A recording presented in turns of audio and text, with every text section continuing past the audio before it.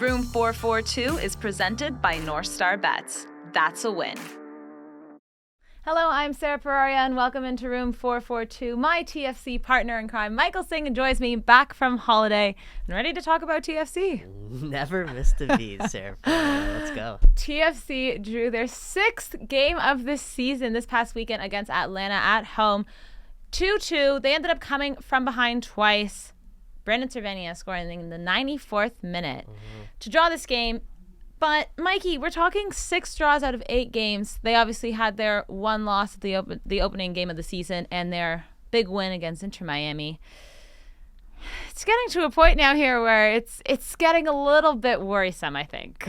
Yeah, that's that next step, right, is trying to find ways to turn these draws into victories. I guess what I'll say is I do think at this point of the year, it's a little bit too early to be zeroing in on results, but rather let's look at, some of the trends when it comes to Toronto FC and how they're playing on the field. And obviously the positive is how much better defensively they are. Even in this game against Atlanta, yes, they conceded 2 goals, but they didn't really give up a big clear-cut scoring chance throughout the course of this game, and that was despite the fact that both Matt Hedges and Michael Bradley did not feature in this match. So the fact that they're able to still keep that momentum going defensively, that's a positive, right? But the big concern, big worrying trend, if we're going to talk about this over and over, I feel like it's just this team's inability to create clear-cut scoring chances. So on the one hand, you're doing really well defensively, and you're keeping every single game TFC have played so far this year has been a very tight game. It's been really close.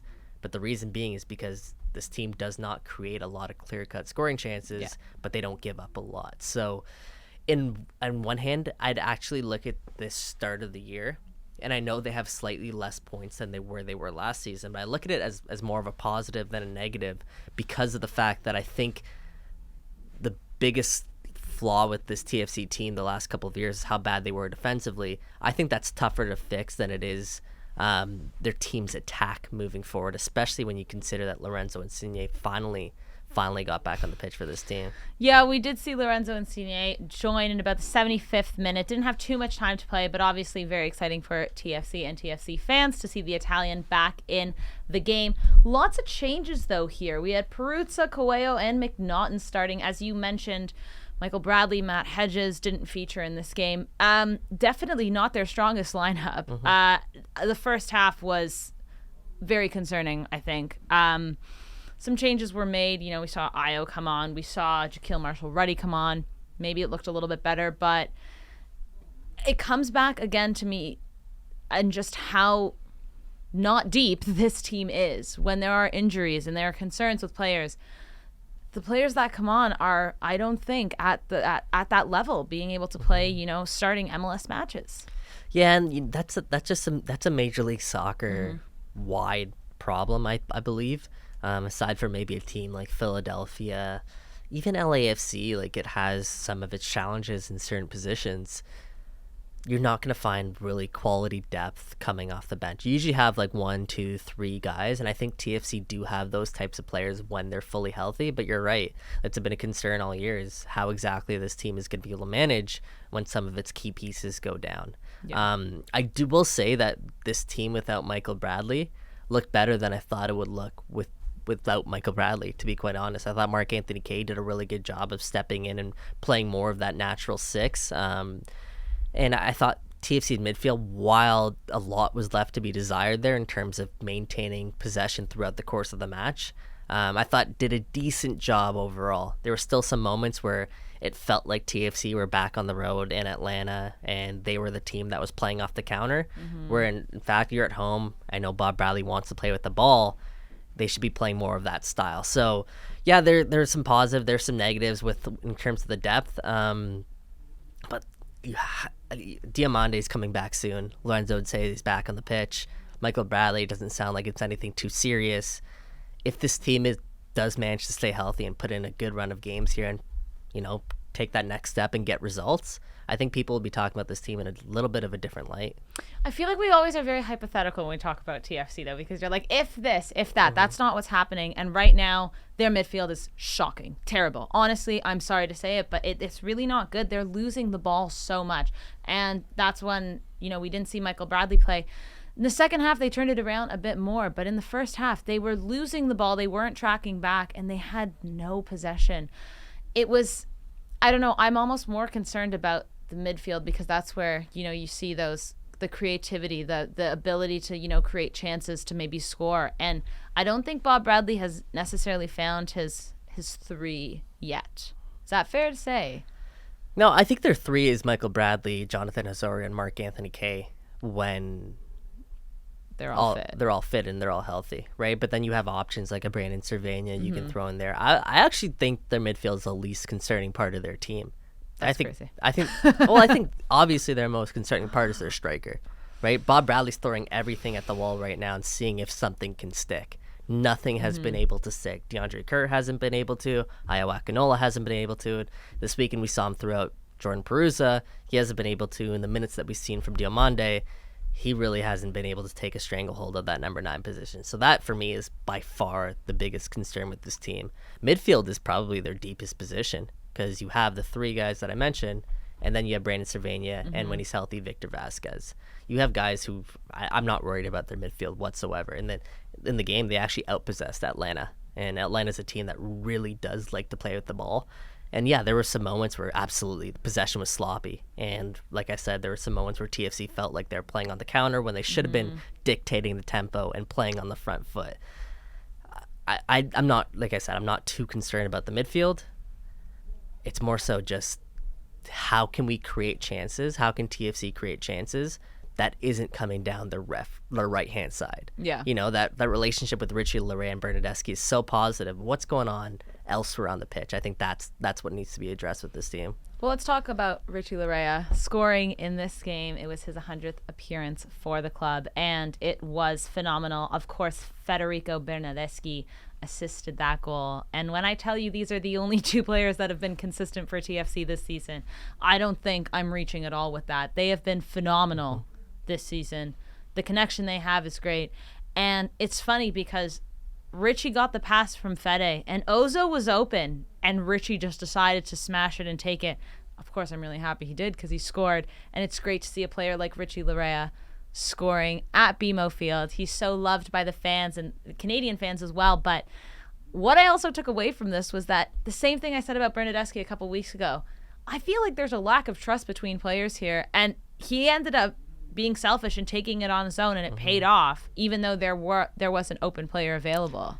Yeah, I think Richie said post-game that his intention was to actually find Jonathan Osorio, and then he said there wasn't a lane to really get him the ball, and then he decided to just hit it. We don't see Richie Laryea hit those. That's why people were so surprised. Richie Laryea does not shoot from outside the box. I can probably count on one hand the amount of times he's tried to shoot from outside the box in his entire TFC career. It does not happen. So to see him make that run, which was fantastic. Usually, I think Bob Bradley said this after the match, Richie tries to do, he tries to dribble some more. But I think one of his touches got a little bit too far away from him, and he just had to sort of hit that, and it caught everybody by surprise, including former TFC goalkeeper who knows Richie Laryea very well, Quentin Westberg. So, yeah, circling back to Richie Laryea, his form this season is unbelievable, and obviously his loan is going to be expiring at the end of June with TFC. There's a chance that maybe he goes back to Nottingham Forest, although, I've been told TFC feel very confident about the fact that Richie Laryea will be staying here on a permanent basis. Richie Laryea, when I spoke to him a couple weeks ago, still said it's up in the air, and no final decision has been made yet, but we'll see exactly how that pays off. But if you're going to lose a guy like Richie Laryea, who is so important to this team when it comes to just creating opportunities, and, on the weekend he was tasked with doing so much defensively against Etienne Jr., who gave him a bit of a tough time, but Richie Laryea was more than up to the task defensively and then some offensively. That's going to be such a tough position to replace. And I know Jaquil Marcheretti has stepped up and is doing better. He played on the left side this week, and he can play at the right back position, but I'm not sure you can really replace what Richie Laryea brings to this team. You have to find a way to make it a permanent deal. If TFC lose Richie Laryea, they will be in trouble. I can guarantee that. Let's go back to Lorenzo Insigne, though. He returned to the pitch after 7 games. The crowd was obviously overwhelmed, really excited. It was only 15 minutes, not really enough to judge how he's doing. Bob Bradley said after the match that he's only had 2 training sessions with the whole squad, and one of them wasn't even a full session.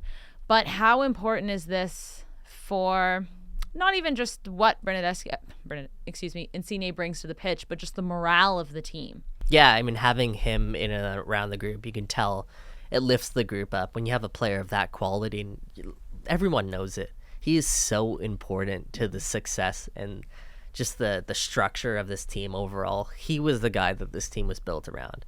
Him, and then obviously Bernardeschi as well. So having him back in the fold, you can tell, lifts the group up. Morale-wise, fantastic. And I think just getting him on the pitch, it's funny, when they're getting set to bring him on, the game was tied 1-1. And then you kind of got the wind sucked out of them a little bit because you go behind 2-1. But then Lorenzo Insigne comes back on the pitch, and all of a sudden you see a little bit more life back into TFC. And, he started off the play that led to Brandon Cervenia's goal. So I think just getting more reps, you're going to start to see TFC, as I mentioned earlier, their right side, they really overload that side. That's where most of their attacks come from. Having Insigne now back in the mix, you're going to get some balance, and hopefully that actually frees up Bernardeschi a little bit more to make some plays as well. So, yeah, just so positive getting him back on the pitch, and hopefully this leads to more minutes for Insigne. Yeah, absolutely. Finally, really quick, I just want to talk about overall how they've been doing this season. I know we kind of touched on it, but Mikey, we're nearly almost a third into the season. We're getting close to the third mark. I want to say like the halfway point, but whatever, for the third of the season. They're 9th right now. They are 9th out of 15th. They're just in playoff contention. But when I was speaking to some of the players, and obviously Bob Bradley after the match there, the optimism they all had because they had come back from behind was radiating off them. They were all very excited that they had drawn that game. Now, I don't think that that's necessarily a bad thing, but the thing is, when we're talking about 6 draws of the season, of 8 games, I'm a little bit worried that maybe the mentality of the players and Bob Bradley himself is not where it should be. I feel like it's not cutthroat enough. It's not as aggressive as it should be. They should be winning these games, especially like that game against Charlotte at home. I feel like there's not enough, I don't want to say passion, I think that's the wrong word, but I think they have a strange mentality where they're kind of okay with getting the 1 point versus the 3 points. Now, this is just my opinion, but how do you feel about all of these 8 games so far? Yeah, I mean, like, having spoken to Bob in the past, like, he's come out and said that they've left too many points on the table during this stretch. And you talk about the Charlotte game, obviously, first game of the season, DC United. I think that's just the reality of the position that they're in right now, where, yeah, you look at the stretch, they've left way too many points on the table. Now, the big conundrum here is how do we look at this stretch? Do we look at it as TFC were unbeaten since Lorenzo Insigne went down with an injury? Or do you look at it that TFC are winless in their last 6 games? There's 2 different ways of looking at it, right? On the one hand, the positive way would be to say that TFC are, without their key player, a guy that I said, and a lot of other people said that if he goes down, TFC are in deep trouble. But they've been unbeaten since. Yeah, but they've only won 1 game. But that's the thing. So which way do you look at it? The realistic way, and that they're not getting points. I don't want to smash TFC here, but I think it's gotten to a point now. We're talking 8 games in, and they've won 1 of those 8 games. That's another way. That's another narrative. We could all be going TFC 1 win in 8 games. Right. But no one's saying that. I think we're being. No, a lot of people are saying that. Oh, I hope so, because that's how we should. The thing is, they should be doing, I think, better even without Lorenzo Insigne. I don't think they should be 9th. They should be doing better.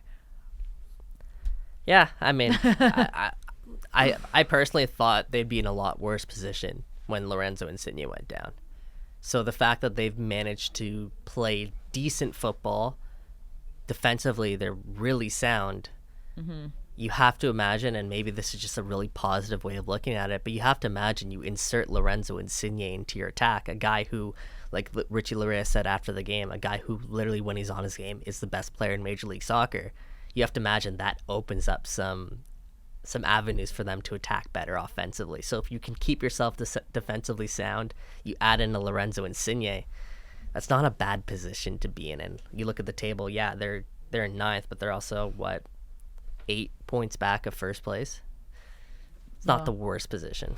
It's not the worst position, but they do have to start getting 3 points from these matches. Now, TFC are taking on Philadelphia on Saturday. Mikey and I will be back later on in the week to be breaking that game down.